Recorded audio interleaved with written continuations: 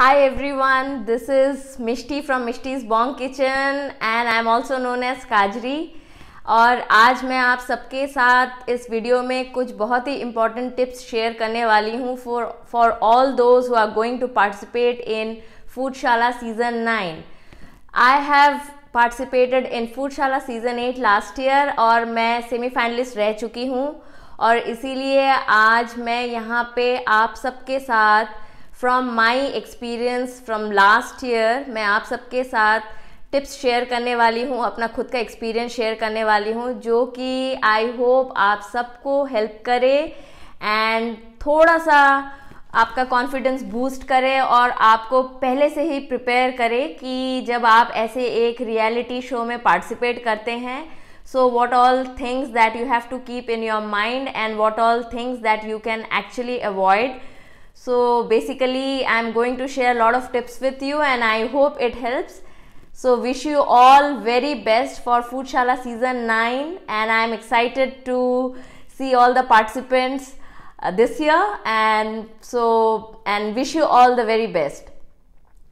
So basically last year मैंने फूडशाला season 8 में participate किया and I reach till semifinals. So it basically how it happens कि एक बार ये जब आप टॉप 10 या टॉप 12 में पहुंच जाएंगे उसके बाद आपके लीग राउंड्स स्टार्ट होंगे।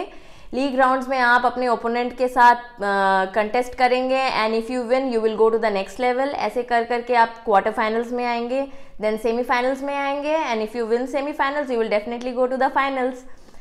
सो लीग राउंड्स क्लियर करने के लिए there are various things like आपको डिफरेंट थीम्स दिए जाएंगे। It depends how many dishes you have to make. At times it could be 3 dishes, at times it could be 2 dishes और मोर।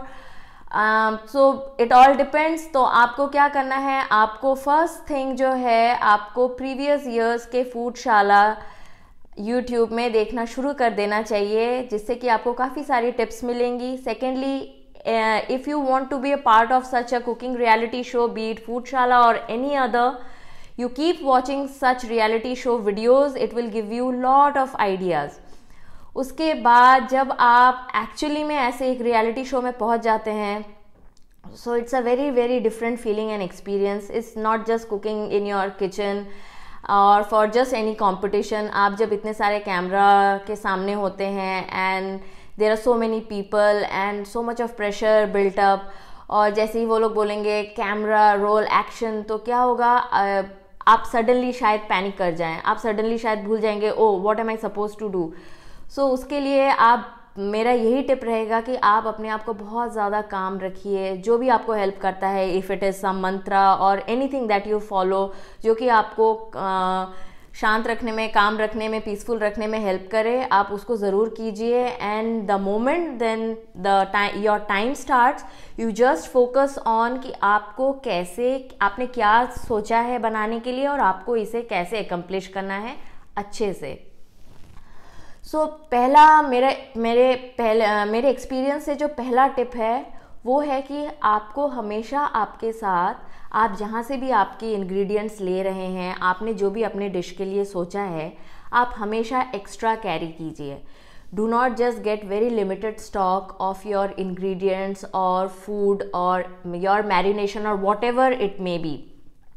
आप हमेशा extra carry कीजिए because what happens from my experience only I am telling you, one of my dishes because since you are bound to do multitasking over there, so 4 gas में आपने कुछ ना कुछ चढ़ाया होगा एंड इफ़ एट ऑल आप भूल गए कि हाई फ्लेम से उसको मीडियम फ्लेम में लाना था एंड कोई खाना जल गया या फिर कोई खाना ड्राई हो गया, गुई हो गया, it could be anything might go wrong at that point of time.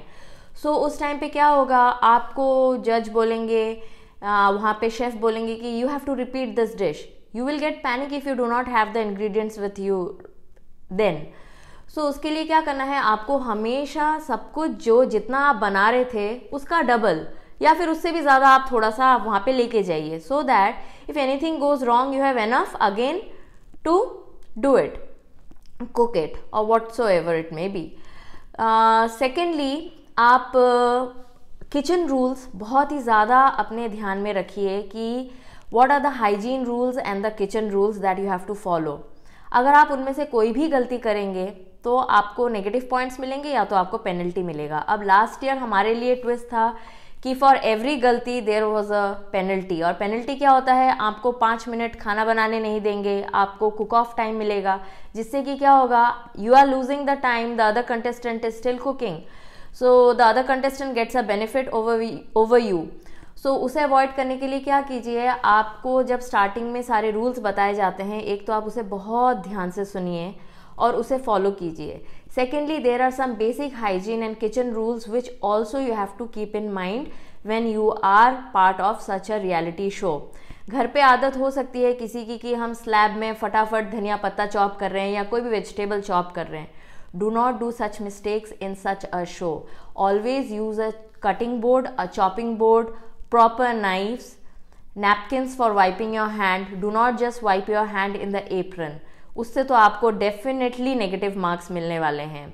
Use of right utensils, right kadhai, right knife, everything, all the tools, the techniques that you use, all of them have to be like as if you already know about them. You cannot just go there and start learning. You already need to know those things so that you are applying the right things over there. आप जैसे कि खाना जल जाता है, अब मेरी गलती थी in one of the league rounds that मैंने हाई फ्लेम में रख दिया कुछ फ्राई होने के लिए, and I was doing something else and मेरा खाना जल गया। So I really got panic at that moment, but since I had extra dough I could again do it in that time period.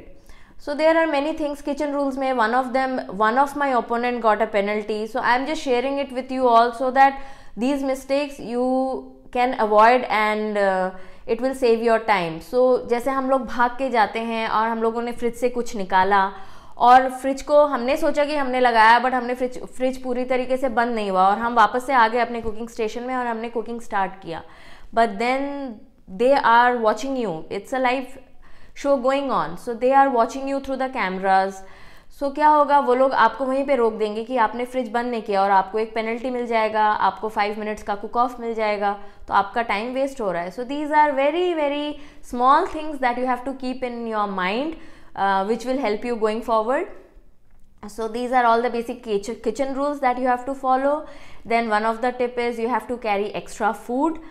और जो बहुत ही इम्पॉर्टेंट चीज़ है वो तो ये है कि quality of food, the taste, it definitely matters, it is number 1. And the second is your presentation skills.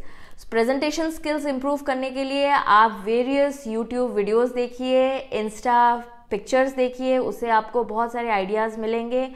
आप कोशिश कीजिए आपके पैलेट को एज कलरफुल बनाने का. Even if you are making a very simple dish, उसके साथ कुछ ऐसे एकम्पनीमेंट्स दीजिए जो कि बहुत कलरफुल हो. ऐसे प्रेजेंट कीजिए कि देख के ही शेफ बोले wow what a dish. Even if you are just making pav bhaji, make it sure your pav bhaji looks out of the world, like when you are seeing it yourself and when the judge is seeing and when the viewers are seeing, they will say oh wow what a dish it is. So कोशिश कीजिए कि आप उसमें बहुत सारे innovative ideas लाएं.